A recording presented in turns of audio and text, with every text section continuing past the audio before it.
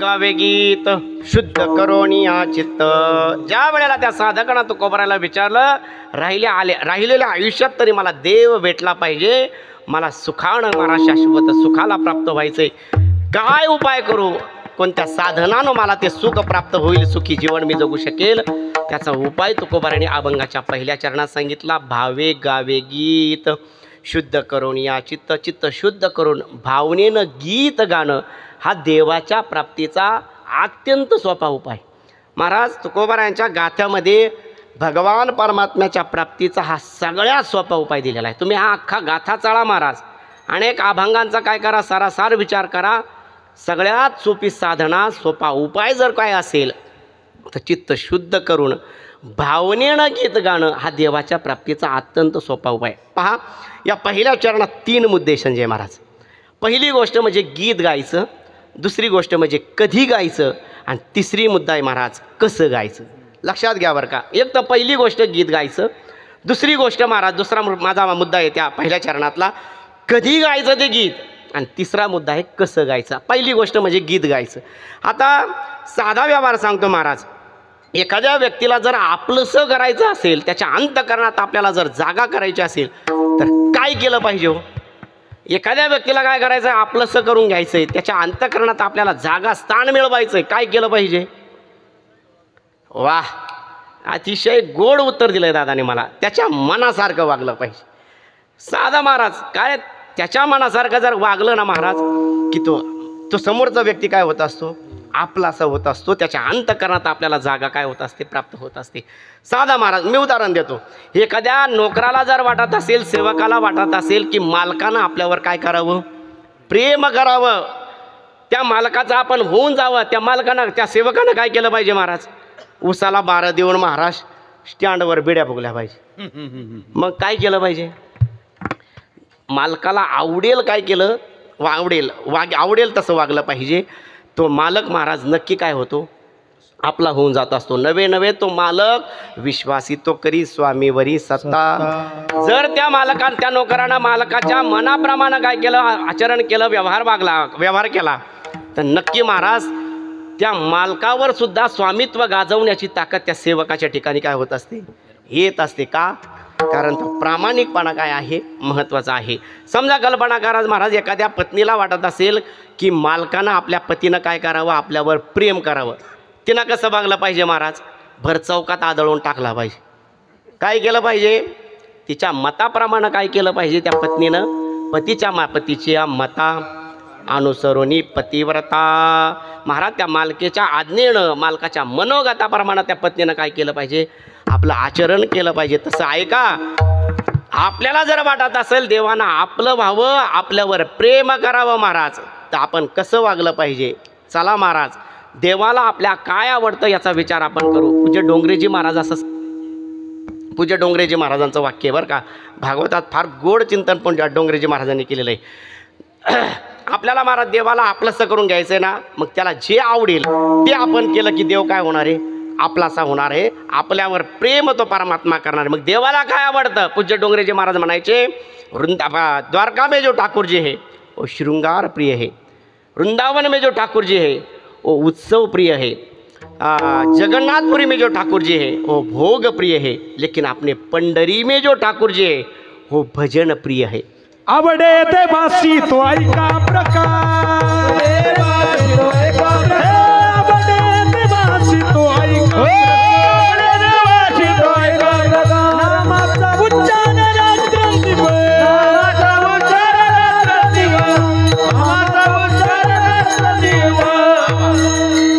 आपल्या पंढरनाथ परमात्म्याला काय आवडतं, आवडे देवासी तो ऐका प्रकार, नामाचा उच्चार पांडुरंग परमात्म्याला गायलेलं फार आवडतं महाराज, फार आवडतं. मी सांगितलं पूज्य डोंगरेजी महाराजांचे वचन तुमच्या समोर.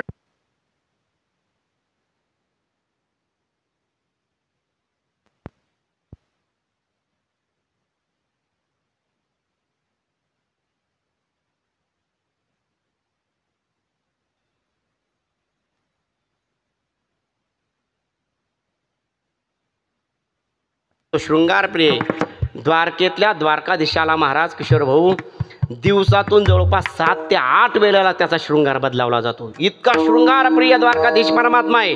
अहो एखादी बाई काय नटेल इतका परमात्मा महाराज 7-7 8-8 वेळेला महाराज त्याचा शृंगार बदलावला जातो. आपल्या वृंदावन में जो ठाकूर जे आहे उत्सव प्रिय महाराज, वृंदावनमध्ये भारतामध्ये जे होणारे उत्सव आहेत ना, असा एक उत्सव नसेल महाराज की वृंदावनमध्ये तो साजरा केला जात नाही. तिथली होळी तर काय महाराज, सगळ्या जगात प्रसिद्ध होळी आहे महाराज. म्हणजे वृंदावनमधला जो काय परमात्मा आहे कृष्ण परमात्मा, तो काय उत्सव प्रिय. जगन्नाथपुरी में जो ठाकूर जे ओ भोग प्रिय महाराज, त्याला खायला फार आवडतं. तुम्ही जर द्वारकामध्ये जगन्नाथपुरीला जर गेलेत ना, अहो आपल्या किचनला काय करता 100 ते 200 एकरामध्ये त्याचं किचन आहे. जगन्नाथपुरीच्या जगन्नाथाचं महाराज 100 ते 200 एकरामध्ये किचन आहे. 200 मुख्य आचार्य आहेत आणि इतरांची तर काय गणतीच नाही महाराज. इतका भोगप्रिय आहे. त्याचं जेवणाचे आहार जर पाहिले ना रोजचे, तुम्ही कधी आम्ही आता मधल्या काळात जाऊन आलो, इतका भोग महाराज जगन्नाथ परमात्म्याला दिला जातो. त्याच्या जगामध्ये असा भोग कोणाला, कोणत्या देवाला किंवा कुठल्या व्यक्तीला काय करत नसतील, दाखवत नसतील. इतका भोगप्रिय तो परमात्मा आहे. लेकिन अपने पंढरी में जो ठाकुर जी ओ भजन प्रिय आहे. भगवान पांडुरंग परमात्म्याला भजन इतकं आवडतं महाराज की त्याचा नाद करायचा नाही महाराज, नाद करायचा नाही. ऐका आवडे देवासी तो ऐका प्रकार, नामाचे चिंतन नामाचा उच्चार रात्रंदिवस. लक्षात घ्या, त्याला भजन फार आवडतं महाराज.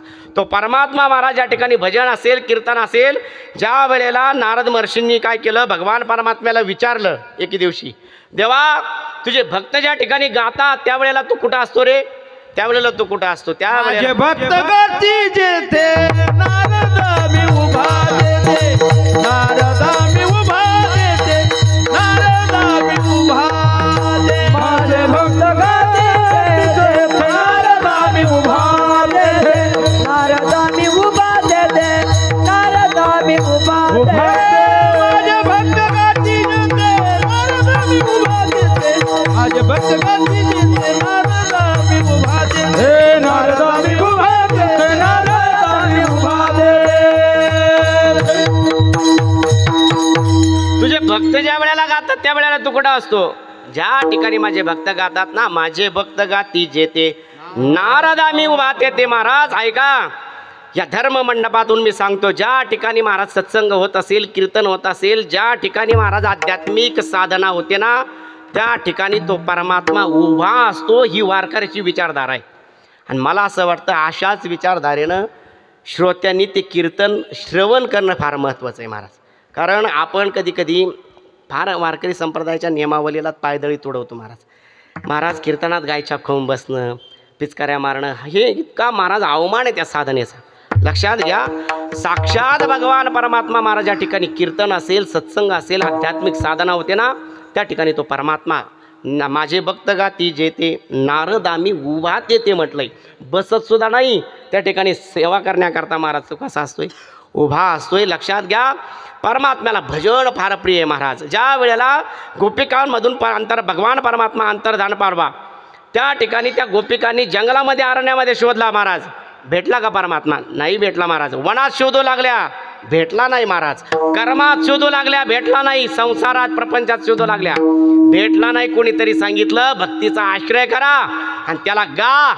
आणि मग महाराज त्या गोपिकांनी गायलं, त्याचंच नाव गोपीगीती. लक्षात घ्या, गोपीगीताना महाराज त्याला आळवलं आणि मग तो परमात्मा काय झाला, पुन्हा काय झाला, प्राप्त झाला. लक्षात घ्या, भगवान परमात्म्याला गाणं फार आवडतं आणि ज्याला जे आवडतं ते दिलं की तो व्यक्ती काय होत असतो, आपलासा होत असतो. म्हणून त्याला गाणं फार आवडतं. म्हणून पहिला मुद्दा मी सांगितला होता, गायचं महाराज. पहिलं म्हणजे गाणं त्याला प्रिय आहे. मग कधी गायचं महाराज, ते भावने. कसं गायचं, भावनेनं गायचं. कसं गायचं, भावनेनं गायचं महाराज. पहिल्यांदा गाणं म्हणजे काय महाराज, अंतःकरणातली प्रत्येक भावना उत्कटतेनं काय होणं, प्रगट होणं, याचं नाव गाणं आहे महाराज. किंवा देवाला आळवणं, अंतःकरणापासून देवाला आळवणं, याचं नाव गाणं आहे. मग ते गाणं महाराज कसं गायलं पाहिजे, भावनेनं गायलं पाहिजे. भावे गावे गीत, भगवान परमात्म्याला भावनेनं गायलं पाहिजे. कारण महाराज तो परमात्मा भावनेनंच प्राप्त होतो. काय तो का म्हणे येते, भावाची कारण म्हटलंय, भावाची कारण म्हटलंय. लक्षात, भावनेशिवाय तो परमात्मा प्राप्त होत नाही महाराज. जर तुम्ही अवस्थेला धरून गाल तर याची काहीच गरज नाही, पण तुम्ही व्यवस्थेला धरून घाल, राग ताल स्वर हे सगळं पाहावं लागेल. लक्षात घ्या, त्या परमात्म्याला गायचंय महाराज. तुम्ही जर व्यवस्थेला धरून घाल, राग ताल स्वर हे सगळं पाहावं लागेल. पण ज्या वेळेला अवस्थेला धरून तुम्ही घाल त्यावेळेला काही एक पाहण्याची गरज नाही, फक्त भावना तो परमात्मा पाहत असतो. प्रसिद्ध उदाहरण आहे महाराज. मीराबाई आपल्या महालामध्ये भजन करत बसल्या होत्या आणि सुंदर असा तानपुरा महाराज काळी 2ला काय असेल तो तानपुरा लावलेला होता आणि गोड असं भजन महाराज देवाला आळवण्याचं काम मीराबाई करत होती. आणि आळवण्यात असताना महाराज बाहेरून त्याच्या राजमहालाच्या बाहेरून मीराबाईंच्या तानसेनजी हे प्रसिद्ध गायक आहे महाराज. आता सगळ्या क्षेत्राला माहिती, सगळ्या क्षेत्रातल्या सगळ्या मंडळीला माहिती. तानसेनजी बाहेरून जात असताना त्यांनी पाहिलं काय गोड गाते कोण, आणि म्हणून कोण गातं हे पाहण्याकरता राजमहालामध्ये प्रवेश केला. तर मीराबाई महाराज सुंदर तानपुरा लावून काय करत होत्या, गायन करत बसल्या होत्या. सुंदर महाराज राग आळवणी सुरू होतं. अर्धा पाऊण तास झाला महाराज. तानसेनजी फक्त गदगद होऊन काय करत होते, अंतःकरणाच्या खोलीपासून ते गायन ऐकत होते. इतकं गदगद अंतःकरण झालं आणि थोड्या वेळाने महाराज गायन संपलं आणि महाराज मीराबाईंना आपले डोळे उघडले तर पाहिलं तानसेनजी आलेले. अरे तन्ना कब आए, तन्ना जी कब आ गए? आपने जब मालकंस की भैरवी की ना तब मैं आया. मालकंसाची भैरवी ज्या वेळेला तुम्ही केली ना भैरवी, मी त्या वेळेला काय झालो होतो, इथं आलो होतो. क्या खूप गाती हो आप. नाही हे भगवान की प्रसाद है. मीराबाईने सांगावं मला तो भगवंताचा प्रसाद आहे, पण काय गोड गाता. मीराबाई आपल्याला एक सलाह देऊ का? मीराबाई आपको एक सलाह दे दूँ क्या? आप बोलिए ना तन्ना जी, आप गाती तो बहुत अच्छा है लेकिन जरा राग से गाती छोड़. काय सांगितलं महाराज तानसेनजीने, तुम्ही गाता फार सुंदर पण थोडा राग वगैरे काय करा त्याचा विचार करून गात जा महाराज. मीराबाईंनी स्मित हास्य केलं. आता मोठ्याचं छोटं वागणं सुद्धा काय असतं, फार मोठा गहन अर्थ महाराज त्याच्यामध्ये दडलेला असतो. मीराबाईने हसल्या स्मित हास्य केलं आणि मीराबाईने महाराज तानसेनजीला सांगितलं, तन्ना जी आपके बारे में मैंने बहुत कुछ सुना है. आप जब गाते हो ना, आप जब मेघ मल्हार गाते हो तो धूप में भी क्या होती है, बरसात होती है. आप जब पट्टदीप गाते हो तो दिन में भी क्या होते हैं, दिए जलते हैं. तानसेन जी, तन्ना जी आप जब गाते हो ना तो धूप में भी क्या होती है, छाँव मिलती है. अपने गायन में कितनी मिठास है. लेकिन तन्ना जी आपको भी मैं एक सलाह दे दूंगी. आप गाते तो बहुत अच्छे हैं लेकिन जरा भाव से गाते भावे गावे गीत. लक्षात घ्या, भावाने ना महाराज ते गीत काय झालं पाहिजे, गायलं गेलं पाहिजे. भावे गावे गीत. चला महाराज भावनेनं ते गीत गाणं चालू आहे किशोर भाऊ, पण अंतःकरणाची शुद्धी ते कसं कधी गायचं, चित्त शुद्ध करून गायचं. मी 3 मुद्दे मांडले होते. एक तर म्हणजे गाणं, दुसरी गोष्ट म्हणजे कसं गायचं ते कसं गायचं आणि कधी गायचं. शुद्ध करून या चित्त शुद्ध करून काय केलं पाहिजे, ते गीत गायलं पाहिजे महाराज. भावनेनं गीत गाणं सुरू आहे हो, पण आपलं अंतःकरण जर महाराज चित्त नसेल, शुद्ध नसेल तर त्या गाण्याचा काही एक उपयोग होत नाही महाराज. कवडी मोल किंमत त्याला राहते. लक्षात घ्या महाराज. कसं गायलं, कधी गायला पाहिजे, चित्त शुद्ध करून गायलं पाहिजे. झालं असं महाराज, ऐका आता. चित्त शुद्ध असणं महाराज गायनाच्या बाबतीत त्या परमात्म्याला आळवायचं आहे, त्याला प्राप्त करून घ्यायचं आहे, त्याला प्रसन्न करून घ्यायचं. अंतःकरणाची शुद्धी. मला असं वाटतं आध्यात्मिक जीवनातल्या सर्व साधकांना, साधनारत असणाऱ्या माणसांना मी सांगू शकतो महाराज, अंतःकरणाची शुद्धी महाराज आपल्या भक्तीमध्ये फार महत्वाची आहे आणि ती जपत चला. विठ्ठला विठ्ठला विठ्ठला विठ्ठला विठ्ठला विठ्ठला. म्हणून चित्त शुद्ध असणं गरजेचं आहे. झालं असं महाराज. तानसेन जी, आता मी ज्यांचं चरित्र तुम्हाला सांगितलं, त्या तानसेनजीचे गुरु महाराज हरिदास शास्त्री होते आणि ते वृंदावनमध्ये काय करायचे, वास्तव्य करायचे. इकडं लक्ष द्या, माझ्याकडे ऐका बरं का. वृंदावनमध्ये महाराज वास्तव्याला होते आणि एक दिवशी महाराज तानसेनजी त्या आपल्या गुरूंना हरिदास शास्त्रींना भेटण्याकरता महाराज त्यांच्या महालावरती गेले. गुरूंनी महाराज आल्यानंतर विचारणा केली, अरे कधी आला, कब आया तन्ना जी? अभी आया. रियाज कैसा चल रहा है? गुरुजी अच्छा चल रहा है, आपकी कृपा से बहुत बहुत क्या है बढ़ोतरी इसमें हो रही है, अच्छा चल रहा है. जरा गा के तो बताओ. तानसेनजी गुरुंनी काय विचारलं महाराज, गुरुजींनी सांगितलं महाराज तानसेनजीला थोडं गाऊन दाखव आपल्यासमोर. आपल्याकडूनच मी शिकलो ना आपल्यासमोर कसं गायचं. अरे गा, मी सांगतोय ना तुझा गुरु, गा तू शिष्य म्हणून तू काय कर, गा महाराज. तानसेनजीने महाराज सुंदर असा तंबुरा लावला आणि सुंदर अशा पद्धतीचा महाराज अर्धा पाऊण तास राग आळवला. मग एखादी ठुमरी गायली असेल, एखादा ख्याल गायला असेल, एखादी धमाल गायली असेल, महाराज सुंदर अर्धा पाऊण तास काय करत होते महाराज, राग आळवणी सुरू होती. आणि त्याचे गुरु महाराज सुंदर असं काय होत होते, मान डोल होत होते, गदगद अंतकरणामध्ये होत होतं. आणि महाराज तनसंचेंचं अर्धा पाऊण तास राग आळवणं झाल्यानंतर हरिदास शास्त्रींनी महाराज कौतुक केलं आणि त्यांच्या जवळ जे वास्तव्याला शिष्य होते त्यांना सांगितलं काय करा, भेटवस्तू आणा. आणि मग महाराज हरिदास शास्त्रींनी त्या तानसेनजीच्या गोड गायनावर फिदा होऊन महाराज काय केलं माहिती का, एक सोन्याचं ताट दिलं, त्याच्यात मोहरा होत्या आणि वर कापड झाकून काय केलं, वस्त्र झाकून ते त्यांना देऊ केलं. आणि मग महाराज तानसेनजीने पाहावं आता दिलंय काय आपल्या गुरुजींनी आपल्याला भेटवस्तू, ती पाहण्याकरता महाराज ते वस्त्र बाजूला केलं. तर त्यात महाराज संजय महाराज ताडभर सोन्याच्या मोहरा होत्या आणि वरती महाराज वरच्या भागाला एक फुटकी कवडी होती. काय होतं, ताडभर सोन्याच्या मोहरा आहेत महाराज आणि वरच्या भागाला काय आहे, फुटकी कवडी होती. त्याचा अर्थ महाराज तान्हाजीला काय कळेना, तानसेनजीला कळेना गेला. कारण मी सांगितलं महाराज मोठ्याच्या छोट्या छोट्या क्रियेत हे जगाला व्यापून टाकणारा अर्थ काय असतो त्याच्यामध्ये दडलेला असतो महाराज. आणि मग महाराज तानसेनजीने महाराज भुसकळात त्यांच्या त्यांचा गोंधळ झाला. गोंधळात पडले की गुरुजींना आपल्याला काय केलं महाराज, ताडभर सोन्याच्या मोहरा दिल्या आणि एक फुटकी कवडी काय केली त्याच्यावरती वर ठेवून दिली.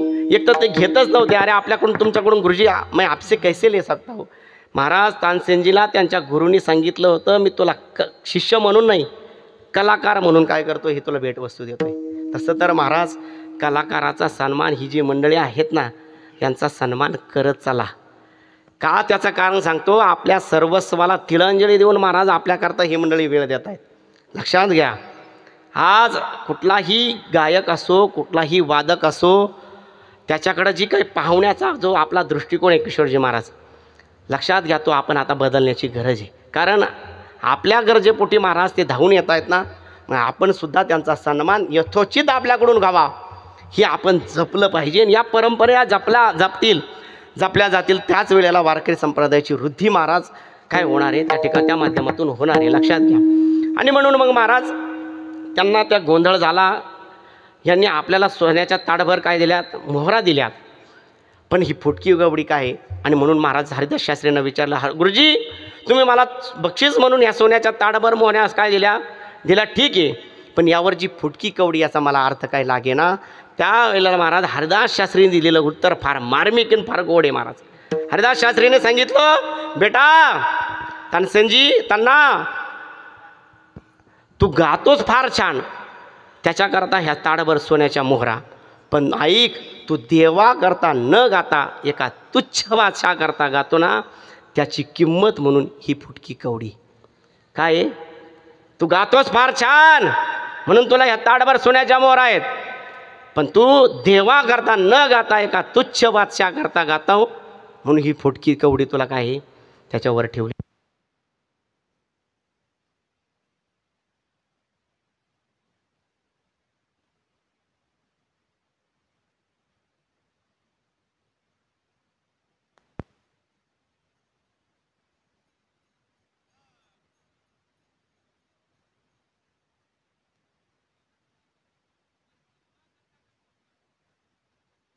का तुच्छ बादशाह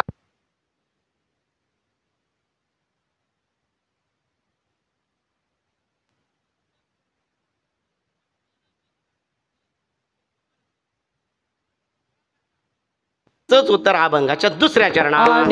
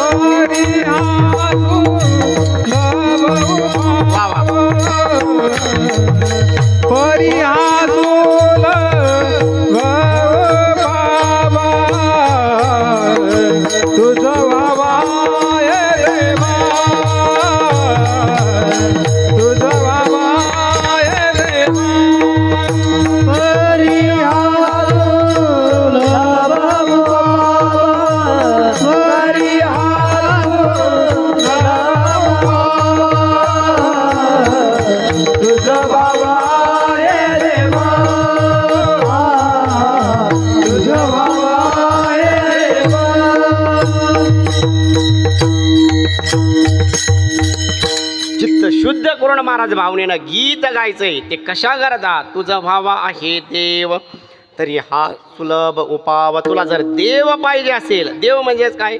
सुख पाहिजे असेल, कारण देव म्हणजे सुख आणि सुख म्हणजेच काय? देव आहे महाराज. तुला जर सुख प्राप्त करून घ्यायचं असेल, तुला जर देव पाहिजे असेल तर तू काय कर? तुझा भावा हे देव तरी हा सुलभ उपाव. हा सगळ्यात सोपा, सगळ्यात उत्तम काय आहे? भगवान परमात्म्याच्या प्राप्तीचा अत्यंत सोपा उपाय कोणता? चित्त शुद्ध करायचं आणि भावनेनं काय करायचं? गीत गायचं. आणि म्हणून महाराज चित्त शुद्ध करून भावनेनं गाण्यानं परमात्मा प्रसन्न होणार असेल तर आपण सुद्धा त्या परमात्म्याला प्रसन्न करण्याकरता एकदा मोठ्या प्रेमानं आणि चित्ताच्या शुद्धीनं महाराज भावनेनं त्या परमात्म्याचं काय करू? भजन करू. विठोबा रखुमाई, विठोबा रखुमाई, विठोबा रखुमाई, विठोबा रखुमाई, विठोबा रखुमाई, रखुमाई, विठोबा रखुमाई, जय जय विठोबा रखुमाई, जय जय विठोबा रखुमाई, जय जय विठोबा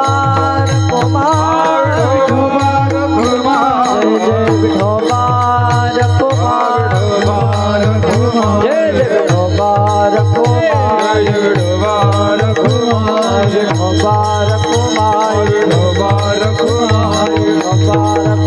विठोबा रखुमाई, विठोबा रखुमाई, कुंडली कवल हरी विठ्ठल श्री ज्ञानदेव पंढरीनाथ भगवान की जय, माऊली ज्ञानेश्वर महाराज की जय, जगद्गुरु तुकाराम महाराज की जय. विठाला विठाला विठाला विठाला विठाला विठाला विठाला विठाला विठाला.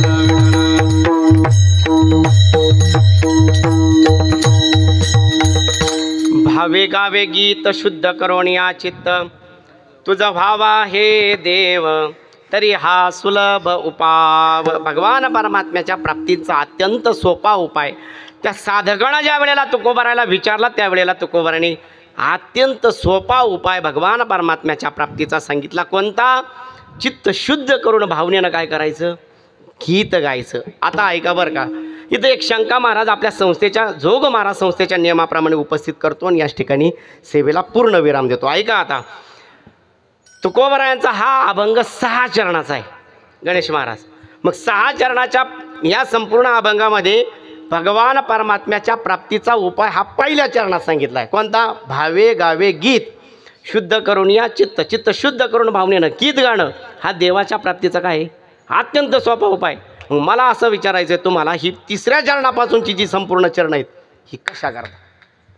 सहज शंका आहे महाराज. संस्थेच्या नियमाप्रमाणे शंका मांडतो, त्याचं महाराज उत्तर पक्ष करतो, थांबून घेतो. पहिल्या चरणात जर देवाच्या प्राप्तीचा सुख पाहिजे, आपल्याला देव पाहिजे, आपल्याला त्याचं काय केलं आहे महाराज? त्याचा उपाय पहिल्या चरणात सांगून टाकला. मग 3ऱ्या चरणापासूनचा संपूर्ण अभंग कशा करता? काय काम करतो महाराज? त्याचं काम ऐका. पहिलं चरण महाराज हा अभंगाचा असा आहे संजयजी महाराज. या अभंगाला कसं खेळवा, कसं फिरवा, हा वेगवेगळ्या पद्धतीचे भाव तुम्हाला देऊन जाणार. ऐका महाराज, पहिल्या चरणाला जर औषध मानलं, ही बाकीची जी चरण आहेत ना 3ऱ्या चरणापासूनची, या 3ऱ्या चरणापासूनच्या संपूर्ण अभंगाला पथ्य समजा. काय करायचं? पहिलं चरण औषध मानायचं. कारण महाराज रोग निवृत्ती करतात ज्ञानोबाराय म्हणतात, जसं औषध महत्त्वाचं आहे तसं पथ्य द्वेषिया पोसी ज्वरू, म्हणजे रोग निवृत्त व्हावा याकरता महाराज जर एखाद्याला वाटत असेल आपला रोग निवृत्त झाला पाहिजे, त्याने काय केलं पाहिजे? ज्ञानोबाराय म्हणतात औषध तर घ्यावंच घ्यावं, पण डॉक्टरनं जे काही पथ्य सांगितलेत ना ते पथ्यसुद्धा काय करावेत? सांभाळावे महाराज. मग ऐका, चित्त शुद्ध करून महाराज भावनेनं गीत गाणं सुरू आहे. लक्षात घ्या, औषध घेणं सुरू आहे.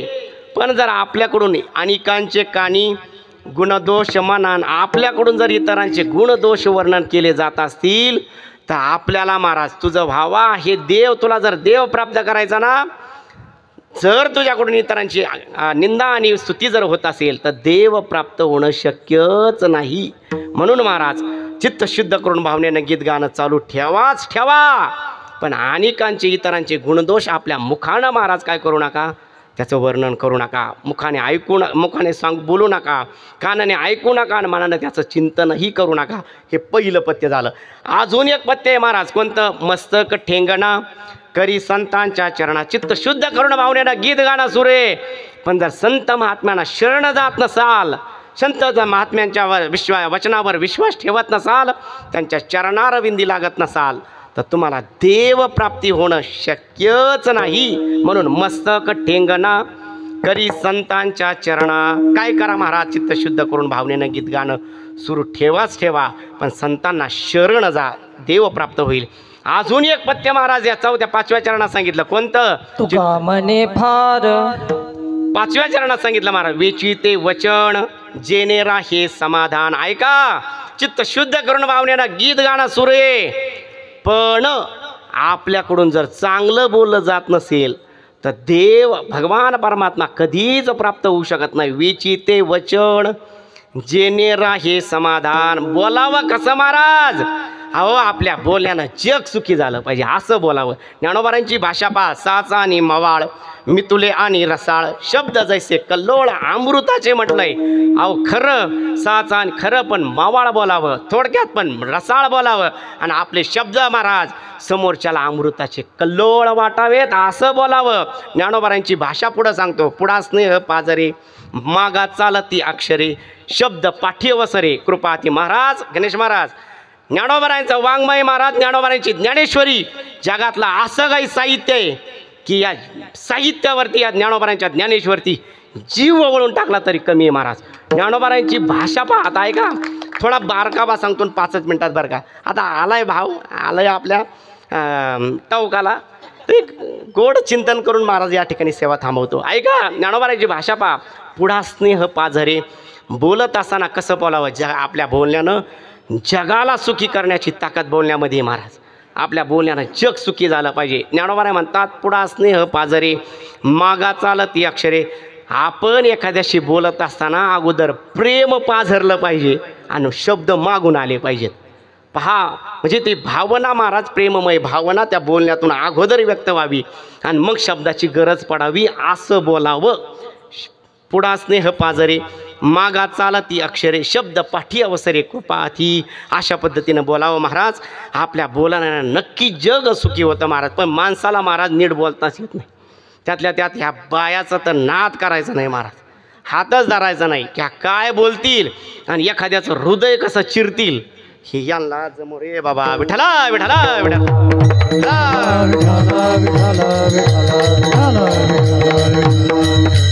झालं असं महाराज, एक सासू जेवायला, 2 मिनिटात सांगतो. एक सासू महाराज जेवायला बसली होती आणि त्या सुनाकडून भाजीला मीठ कमी पडलं. मग आता या सासूनं म्हणावं ना, सुनबाई भाजीला काय मीठ जरा कमी आण बरं. तिचा नातू महाराज तिथं काय करत होता? बैठकाच्या खोलीमध्ये महाराज अभ्यास करतात. बाळ्या काय करतो रे? आजी मी अभ्यास करतोय. अभ्यास करून काय होणार? त्या बाळ्याने सांगितलं, महाराज आजी मी 12वी पास होणार. अरे 12वी पास करून काय होणार? मी डिग्री मिळवणार. डिग्री मिळवून काय होणार बाळ्या? काय नाही, चांगल्या नोकरीला लागणार. आणि नोकरीला लागल्यावर काय होणार? विचारायचं झालं का? पगार कमावणार, पैसा कमावणार. बाळू एक काम कर, चांगला अभ्यास कर, 12वी पास हो, त्यानंतर डिग्री मिळव, चांगली नोकरी मिळव, त्यातून पैसा कमव, आणि पहिला पगार आला रे आला, शेजारच्या दुकानात जा, एक मिठाचा पुडा घेऊन तो आईच्या माड्यावर घाल. आता असं बोलण्याने कुठं जग सुखी होईल का महाराज? नाही होऊ शकत. म्हणून काय, वेचिते वचन जेणे राहे, आपल्या बोलण्यानं जग सुखी. महाराज या बायाचकडं बोलत आहेत का? या माणसात सुद्धा महाराज हात धरायचा नाही. एका वृत्तपत्राचा संपादक होता आणि झाला प्रकार असा महाराज, हे फार विचित्र असतात, कोणी नाही इथं. झाला प्रकार असा महाराज, त्याने आपल्या पेपरच्या हेडलाईनला गणेश महाराज लिहिलं, टिंबटिंब या ग्रामपंचायतीचं नाव लिहिलं आणि सांगितलं की टिंबटिंब या ग्रामपंचायतीचे अर्धे सदस्य मूर्ख आहेत. महाराज त्याच ग्रामपंचायतीच्या सदस्याने ते वाचलं आणि याच्या कार्यालयावर काय नेला महाराज? मोर्चा नेला. अरे आम्हाला मूर्ख म्हणतो काय? आणि पेपरात वय 4 भीतीच्या आत किती मूर्ख म्हटलं असतं तर आम्हाला चाललं असतं.